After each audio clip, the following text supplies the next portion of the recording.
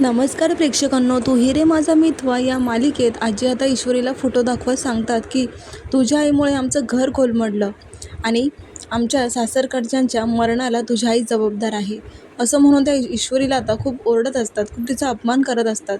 त्याच वेळेला अंजली पण म्हणते की म्हणजे माझ्या आईच्या मृत्यूला तुझी आई, असं म्हणून ती एकदमच थांबते आणि आजी आता तिला धक्के मारून घरातून बाहेर हाकलत असतात. त्याच वेळेला आता ईश्वर एकदम तिला ढकलल्यामुळे तोल जातो आणि अर्णवच्या अंगावर पडते. अर्णव समोरच उभा असतो. तो तिला सावरतो आणि तिला म्हणतो की "एक मिनिट ईश्वरी." तो आता आजींना आणि अंजलीला सांगतो की तुम्हाला जी गोष्ट आत्ता समजली ना, ती गोष्ट मला आधीच माहीत होती. मी ईश्वरीला ह्या घरातून कुठेही जाऊ देणार नाही. ती हे घर सोडून कुठे जाणार नाही, हा माझा शब्द आहे. असं म्हणून तो सगळ्यांना गप्प करतो. पण काका आणि इकडे वल्लरी पण खूप आता रागाने बघत असते अर्णवकडे.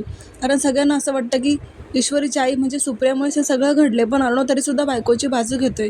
पण सत्य काय आहे, हे सत्य आता लवकरच अर्णव आणि ईश्वरी सगळ्यांसमोर आणणार आहे. त्यामुळे वल्लरीचा पण पर्दाफाश होणार आहे. पाहायला विसरू नका.